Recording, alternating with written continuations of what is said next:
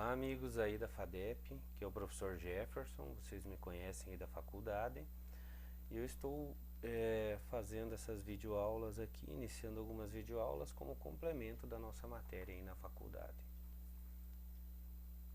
Nós vamos ver aqui uma introdução ao C, certo?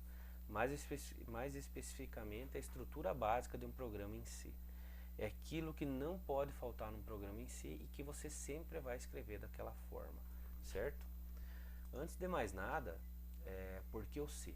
C é a linguagem provavelmente mais utilizada no mundo, né?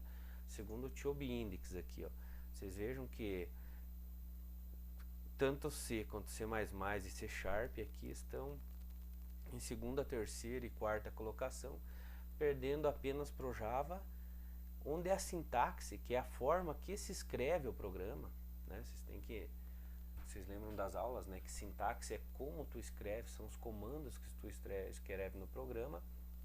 Do Java é muito parecido com o C++, inclusive até derivada. E essa derivação não foi ao acaso, ele já foi pensado, o Java já foi pensado para ser assim, para que uma grande portabilidade, né, uma grande quantidade de programadores pudesse já migrar para o Java sem grandes dores, né, já podendo utilizar muito do que eles conheciam sobre a estrutura básica de um programa. Tá ok?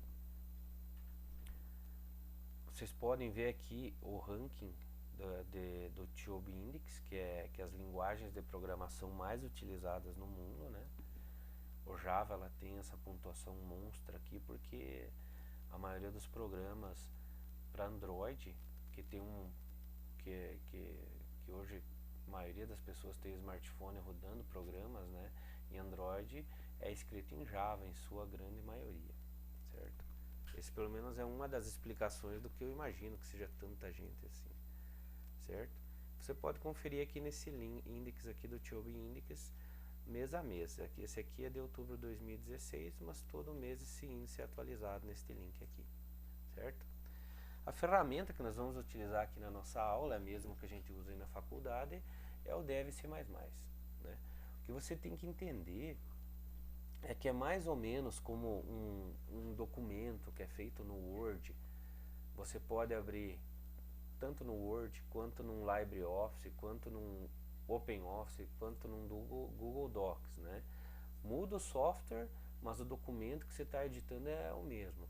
Mais ou menos assim os nossos programas feitos em C++, né? O teu código-fonte pode ser aberto em várias ferramentas. Nós vamos utilizar o Dev C++ porque ele é leve e ele é free, certo? Tem várias ferramentas free muito boas também. Por exemplo, a CodeBlocks, que eu acredito que é muito utilizada das ferramentas free. Tem muita funcionalidade boa, portanto. Mas enfim, o Dev C++ ele é muito leve, muito fácil de utilizar e é por isso que a gente vai utilizar ele, certo? Para você baixar o Dev C++, você vem aqui na nossa página aqui do Moodle, né? Vocês vão ver aqui bem no início aqui já um link lá pro SourceForge. SourceForge é um repositório de código de programas em código aberto, né? Programas free em código aberto. Ou digita aí no Google Dev C++ e você vai chegar nessa mesma página aqui, certo? Clicando aqui no botão download, você vai começar o download aqui do Dev C++. Muito simples, vocês já devem ter feito isso centenas de vezes. Um ponto importante para destacar aqui é que os arquivos gerados pelo Dev C++, a extensão é .cpp, certo? Quando você rodar um programa teu, tu for lá compilar um programa teu, você vai ver que ele gera dois arquivos. Um é o .cpp, que é o código-fonte, que é o que você escreve para gerar o programa, e se você está usando o Windows, né, é o .exe. O .exe é o executável, é o arquivo binário já compilado em linguagem de máquina, tá? Para você distribuir o teu programa para o teu cliente, você distribui só o .exe, o executável. O arquivo fonte é o teu direito autoral. Se tu precisar alterar alguma coisa do arquivo fonte, você altera no arquivo fonte, por exemplo, um bug, você altera e compila de novo o executável e manda só executável lá para o teu cliente. Por isso que vocês, para mim, aí nas aulas, vocês vão mandar só o ponto CPP, que é o código fonte. O executável não adianta me mandar porque eu não consigo, né, nem abrir e ver o que vocês tentaram fazer, certo? Não consigo ver a tua autoria ali, só vou conseguir ver o que rodou, ele rodando, e isso eu não quero, isso não vale como para eu dar nota, né? Certo, pessoal? Então aqui nós temos o dev C++, ele deve estar com este ícone aí na tela de vocês, se você já baixou e instalou. Se o teu dev C++ está em inglês, tu pode vir em ferramentas, deve estar tools aí, né? Environment options, né? E marcar aqui para em vez de English para português Brasil, tá certo? Que toda a tela vai ser alterada aí rapidamente. Outra coisa que eu quero destacar aqui, pessoal, é que eu estou utilizando a opção 5.11 do Dev C++, tá? Que atualmente, agora em outubro de 2016, é a última disponível lá no SourceForge.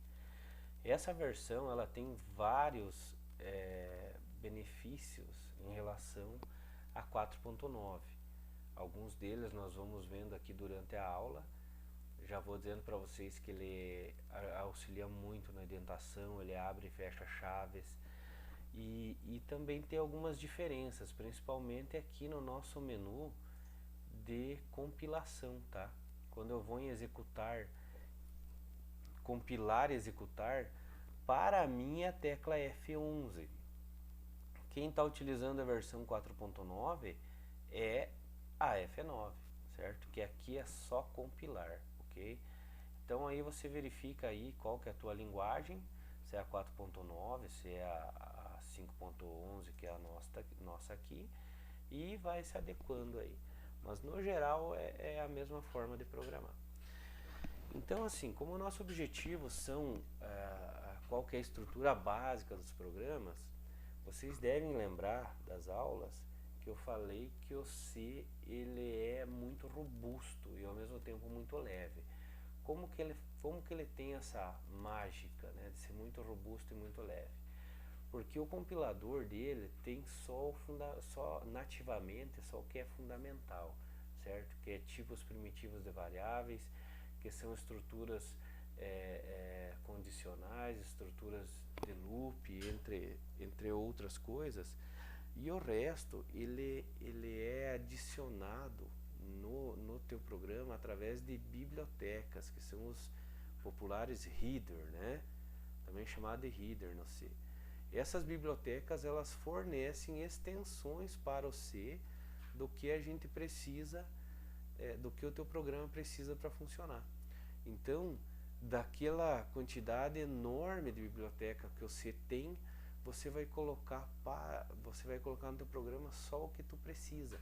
Então você tem uma quantidade muito grande de código disponível para ajudar no teu programa e ao mesmo tempo teu programa vai ficar leve porque você vai linkar, vai incluir no teu código só o que tu realmente precisa. Então, para você incluir essas bibliotecas aqui no C, você usa o include, tá?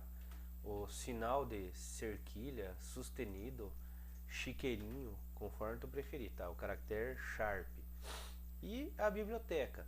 A nossa principal biblioteca aqui no C é a IOStream, certo?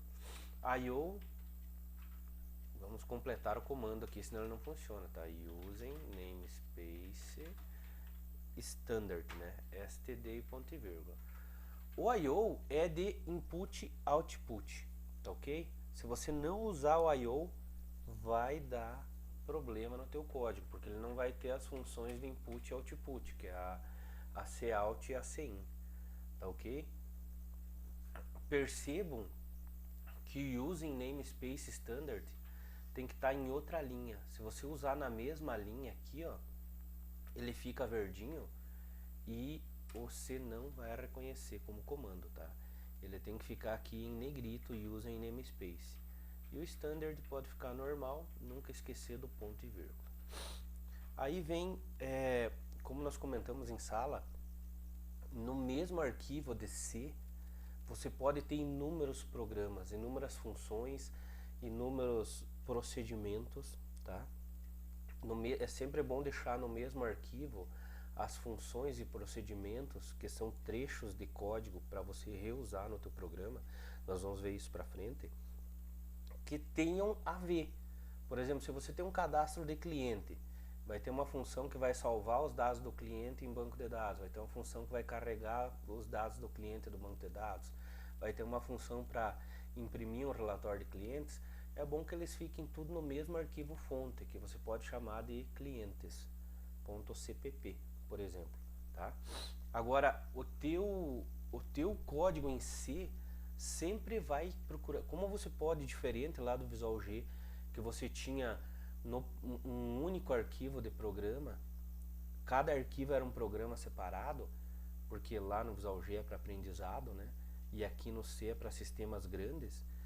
O C, quando ele vai abrir o teu programa, ele vai procurar uma function, tá? Uma entrada, um ponto de entrada, e este ponto de entrada é a nossa function main, tá? Que assim é a declaração dela, ok? Main vem de principal no inglês, né? Eu vou explicar em aulas futuras o que são functions e o que são procedures, tá? Que são subprogramação, são trechos de código para você poder reutilizar dentro do teu programa. Mas é mais ou menos como nós tivemos lá no Excel, onde você tinha lá a tua função que calculava a média. A média é um bom exemplo de função, porque você chama a função média e passava os parâmetros, que era qual intervalo de células que tu quer tirar a média. Uma função é isso, é um código que você pode reutilizar em qualquer lugar do teu programa, sem ter que ficar reescrevendo sempre a função para calcular a média, tá? Então a nossa função principal sempre vai ter que ter em qualquer programa em C é a main. E a sintaxe dela é essa aqui, né? O retorno dela, que vai ser um inteiro. Então ela sempre vai retornar um número inteiro. O nome, que é o main, que é o principal. Agora, se você tiver aqui uma função que vai calcular a média de alguma coisa, você vai chamar com um nome bem sugestivo, por exemplo, de média, de algo assim, né? E os parâmetros, tá? Toda função pode aceitar um ou mais parâmetros. E eu vou explicar isso quando eu explicar a subprogramação. No momento, a única coisa que tem que saber é quando você coloca aqui void, quer dizer que não tem parâmetro nenhum, que é nulo, que você não vai passar nenhum parâmetro, ok? Então nós temos a nossa submain, que é o ponto principal de entrada de todo o programa em C, e isso é padrão. Uma coisa que você tem que ter sempre em mente aqui no C é que, diferente lá do Visual G, que você tinha início programa e fim programa, você vai delimitar os teus códigos, teus trechos de código com as chaves, tá? Vejam que você tem aqui a chave iniciando e a chave fechando. E todo o teu programa vai ter que estar entre essas duas chaves. Se você colocar algum código aqui embaixo, por exemplo, tu quer colocar aqui um cout, qualquer coisa, aqui sozinho, fora da chave, ele não vai funcionar, tá? Tem que estar aqui dentro das nossas chaves.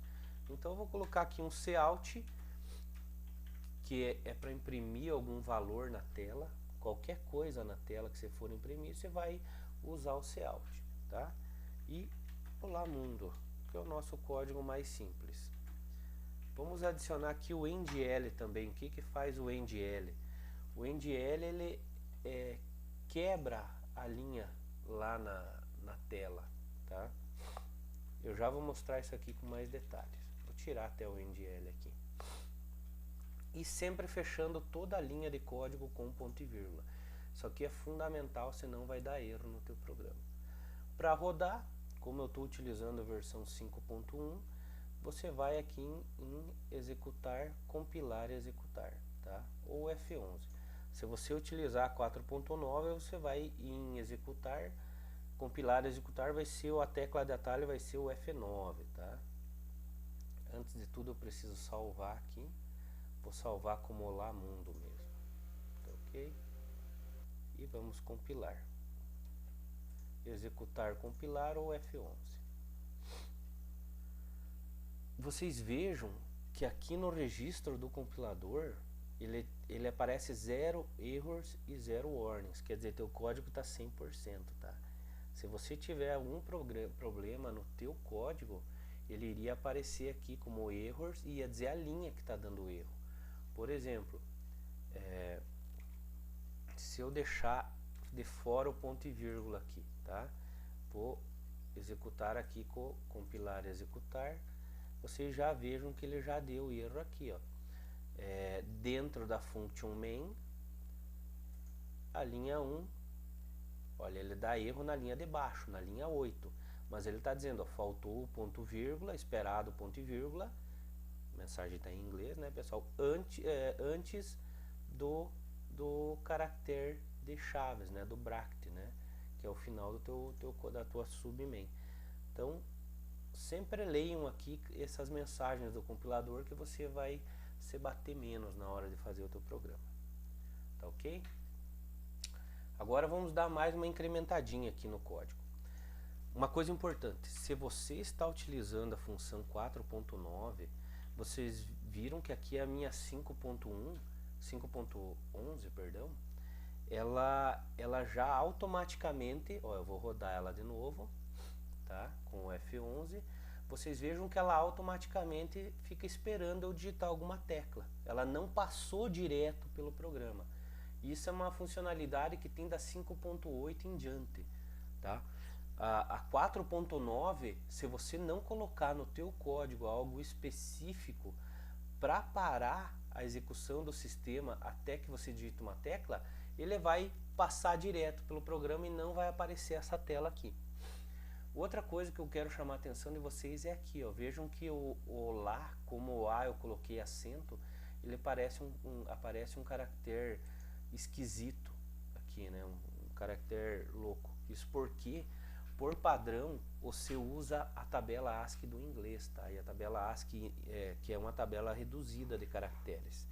A tabela ASCII do inglês não tem acentuação, não tem cedilha, não tem vários caracteres que a gente usa no português.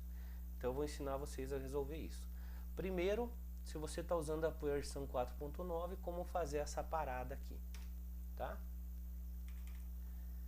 Então você vai colocar assim, ó, você vai chamar a função system. Lembram que eu falei aqui que aqui não ia nenhum parâmetro na int main, por isso que eu coloquei void?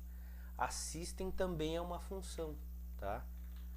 Ela também é uma função e o único parâmetro que eu passo para ela, entre aspas, é o que eu quero fazer. No meu caso, eu quero dar uma pausa no sistema. Então a system está chamando uma função do sistema operacional que vai fazer uma parada na tela. É isso. Então a system também é uma procedure e uma function, tá? Ela vai e o único parâmetro que ela aceita aqui é o que ela tem que fazer. Além do pause, tem outras coisas que a gente pode fazer que eu já vou mostrar mais pra frente, tá? Então vocês vejam que quem está usando a versão 4.9 deve colocar este código no final da function main, ok? Quando eu falo no final da function main, obviamente tem que ser antes das chaves, tá? Se você colocar ela depois das chaves, não vai funcionar, porque as chaves delimitam o final da tua function. Outra coisa importante é que aqui no Dev C++, você não é obrigado a dar um return aqui, tá? A tua main é uma function, é uma função que espera um retorno do tipo inteiro, tá? Ela espera um código de retorno aqui. No Dev C++ não tem problema. Se você for usar outro software aí, por exemplo, o CodeBlocks, tu tem que pôr um return 0 aqui no final. O que é o return 0? O return 0 está retornando para a function um valor, no caso 0, tá? Toda function, a diferença da procedure para function é que a procedure não precisa retornar valor, mas a function sempre retorna valor, tá? Então aqui no caso a nossa function main está retornando 0. Ah, mas o que C0 significa? Vai significar lá para o sistema operacional que a tua function terminou de forma correta, tá? Normalmente aqui eu passaria um código de erro se o meu programa, se a minha function tivesse um encerramento anormal, por exemplo, deu um erro no sistema que derrubou o sistema, tá ok? Então, e algumas linguagens de programação podem dar erro se você não colocar o return aqui, mas a dev nesta versão não precisa, só estamos comentando isso a título de curiosidade. Vejam que a return tem que ser a última coisa, inclusive depois do system pause, tem que ser a última coisa do teu código numa function, tá? Porque depois que tem o return, acaba a função. Se eu colocar qualquer coisa aqui embaixo depois do return, não vai executar, tá? Qualquer coisa colocada após o return não vai executar. O return ele termina a função, tá ok? Vamos diminuir um pouquinho aqui. Certo, pessoal? Então, quem está usando a versão 4.9 precisa pôr a system pause. E se você não está usando o deve ser mais, pode ser que você tenha que pôr esse return 0. Por via das dúvidas, quem faz aula comigo vai acostumando a usar o return 0, tá bom? Até para eu saber quem que está vendo o vídeo e quem não está. Eu vou começar a cuidar quem usar o return 0, não vou falar nada para ninguém, só para ver quem que está assistindo meus vídeos aqui, tá ok? Outra coisa que eu falei para vocês, vamos executar aqui o programa, né? Eu falei para vocês antes deixa eu comentar isso aqui, ó. Vejam que eu pressione qualquer tecla para continuar ali do system pause, ficou grudado aqui colar mundo, né? Tá ok? Por que que acontece isso? Por causa disso aqui, ó, o cout, você tem que usar o endl, o endline para finalizar, né, a linha. Então você tem que usar o seta. No cout as setas sempre vão no sentido do comando, né? Seta, endl para que ele finalize, dê uma quebra de linha e aí sim o system pause vai aparecer na outra linha. Olha lá, beleza? Como você está usando a versão 5, se você estiver usando a versão 5.11 e tu colocar o system pause, veja que você tem que dar 2 cliques para finalizar, né? Porque a versão 5.11 coloca um pause automático no final de cada programa. Se você usar a 4.9, isso não vai acontecer, tá ok? Então você usando o EDL, você quebra a tua linha. Outra coisa que tu pode utilizar é isto aqui, ó. Eu vou fazer mais um exemplo aqui, ó. Primeira linha, aí a contra barra N, segunda linha. Na verdade, o contra barra N aqui, ó, para não ficar esquisito, você tem que fazer tudo junto aqui, ó. Primeira linha, segunda linha. Eu vou até dar um espacinho aqui só para vocês perceberem o que acontece com esse espaço aqui lá na tela, tá?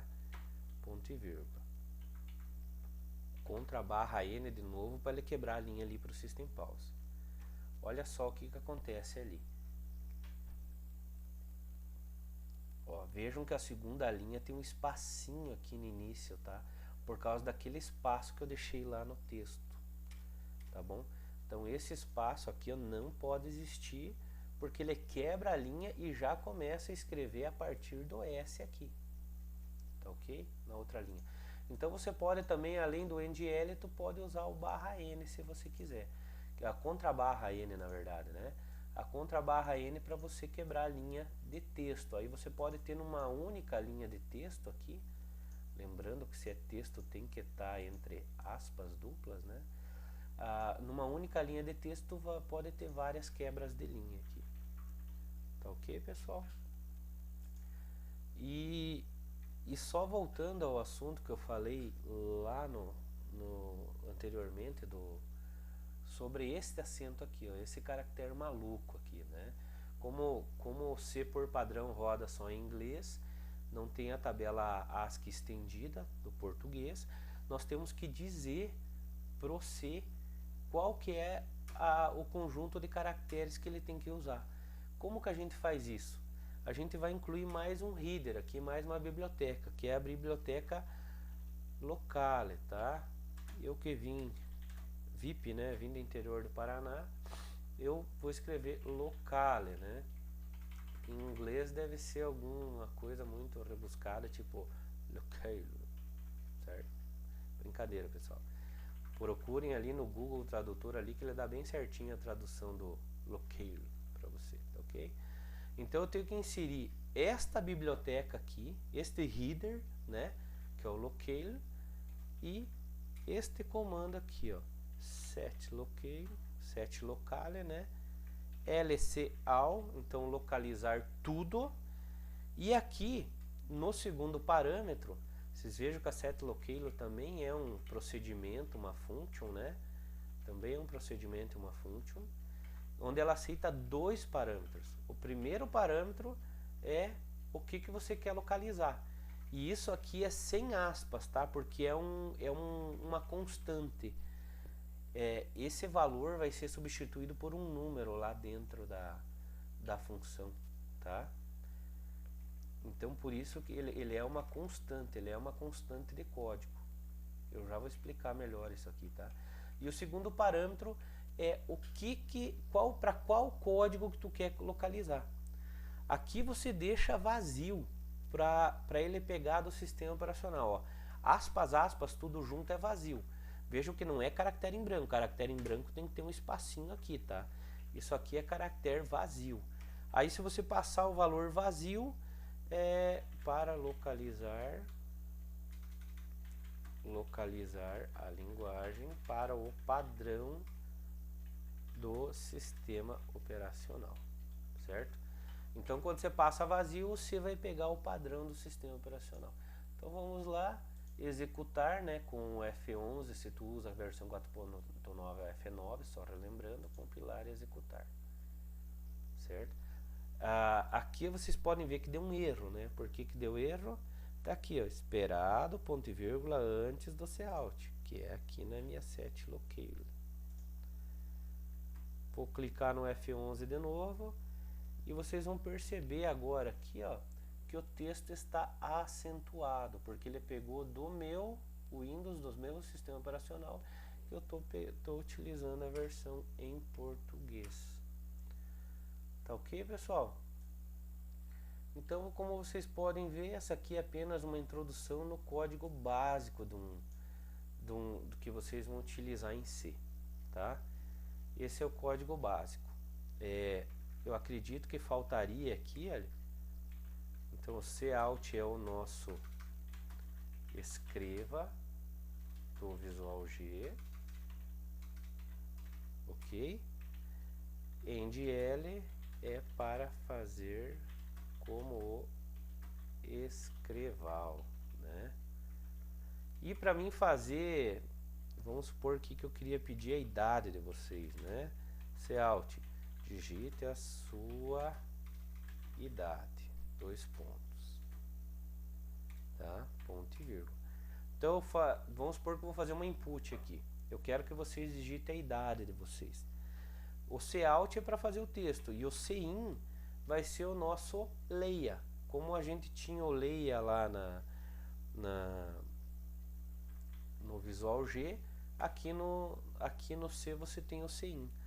Além do cout e do cin, você tem também o scanf e o printf, que faz a mesma coisa, porém a sintaxe é um pouquinho diferente. Eu vou fazer uma aula só do scanf e do printf para vocês, tá, pessoal? Por enquanto vocês vão usando o cin e o cout. Eu quero mostrar as duas formas para que quando vocês forem ver um código em C, vocês entendam o que é aquilo lá, tá ok? Vocês têm que saber todas as formas utilizadas, certo, pessoal? Então vejo aqui, ó, para mim, para que você digite a idade, a primeira coisa que eu tenho que fazer é que vocês declarem que vocês têm uma variável, né, onde eu vou guardar a idade digitada. Então eu vou criar aqui a int idade. Vejam que diferente lá do Visual G, aqui, pessoal, tem uma lista, tá, de todos os headers, os principais headers que você utiliza, né? Vejam que eu tenho a locale aqui, eu devia ter falado isso antes, perdão, né? Eu tenho o locale aqui, eu tenho a função math, a header math, com as funções matemáticas que nós vamos ver bastante em sala. Eu tenho essa standard lib, que tem muitas funções importantes. Eu tenho a header string, que é para a gente trabalhar com texto, porque agora vejam nesse slide aqui nos tipos de variáveis que a string não faz parte dos tipos primitivos do C. Você tem que linkar a tua string lá no header para poder trabalhar com texto, tá ok? Nós vamos mostrar isso aí numa próxima aula. Mas vejam aqui os tipos de variáveis, né? Os que você vai mais utilizar é o int. Uma coisa importante é que o int ocupa 4 bytes de memória, vai desse intervalo de valores de menos 2 bilhões, né? 147 milhões, 483.648, até 2 bilhões, positivo, né? 147 milhões, 483.647. Aí você tem a unsigned int, né? Que é o int sem sinal. Aí ele não tem valor negativo, ele começa do zero e vai até 4 bilhões. Vocês estão vendo o valor aqui, né? Você tem a short int, veja que a short int ocupa só 2 bytes, né, pessoal? Quando você está trabalhando em sistemas com muito pouco recurso, é importantíssimo você cuidar para economizar o máximo de memória que você puder, tá? Então, isso aqui vocês têm que lembrar que você começou é utilizado desde sempre, do tempo que os computadores tinham, por exemplo, o DOS tinha 64 KB de memória, KB, tá? Então, e os programas tinham que rodar nesses 64 KB. Então, a gente tinha que cuidar muito o tamanho das variáveis. Hoje em dia isso não tem mais tanta importância, a não ser que você esteja trabalhando, por exemplo, para fazer um software embarcado. Software embarcado é aquele que vai rodar dentro de um microchip, dentro de um roteador, de um equipamento que você vai construir, né?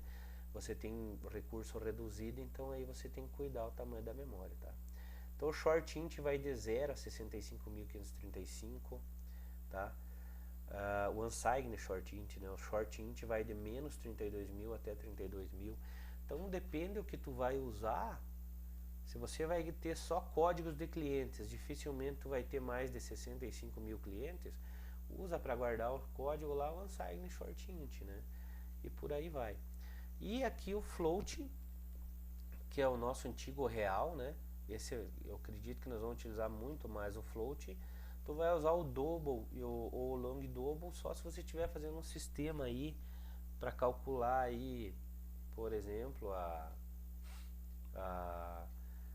trajetória aí de um cometa, né? Que é, ou o cálculo de reentrada numa espaçonave na atmosfera, que diz que é o cálculo matemático mais difícil que existe. Me falaram uma vez, né? Foi um doutor lá do Rio de Janeiro que veio dar uma palestra na UTF-PR que falou que o cálculo mais difícil que existe é o cálculo de reentrada de uma espaçonave na atmosfera e o cálculo de um míssil terra-ar, né? Que ele tem que recalcular, por exemplo, se você jogar um míssil, desculpa pessoal, nada a ver isso aqui, mas eu vou lembrando as coisas, eu tenho que falar, tá?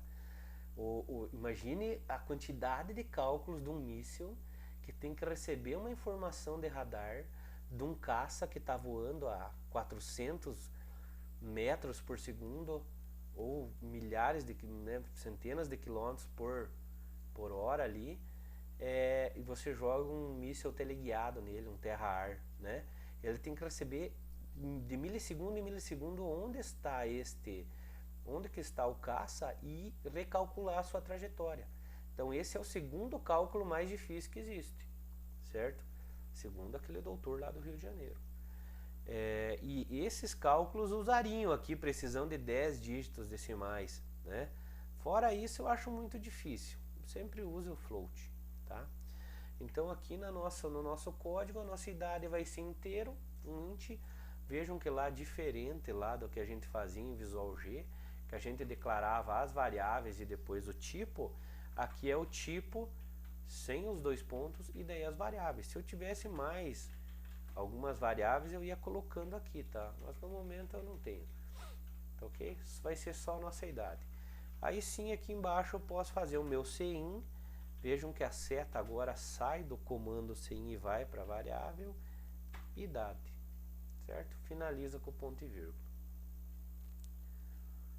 Então, pessoal, o nosso CIN seria o nosso leia, né? Nosso leia lá do Visual G.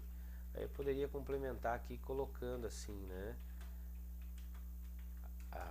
A idade digitada é, dois pontos, idade, e aí sim um end-L, né? Temos que lembrar de pôr um end-L aqui. Tá ok, galera? Então essa aqui seria a nossa aula básica de uma estrutura bem básica aqui de um programa em C, tá ok? Eu devo postar aí resoluções de exercícios aí da nossa aula 13. Esse material aqui tá lá na nossa aula 13 do Moodle, tá? E eu devo estar postando vídeos aí da resolução daqueles exercícios. E também devo estar postando logo, né, um vídeo referente à aula 14, que é as nossas estruturas de decisão. Vejo vocês na aula, um abraço, espero que tenha sido muito proveitoso esse vídeo educativo aqui. Até mais.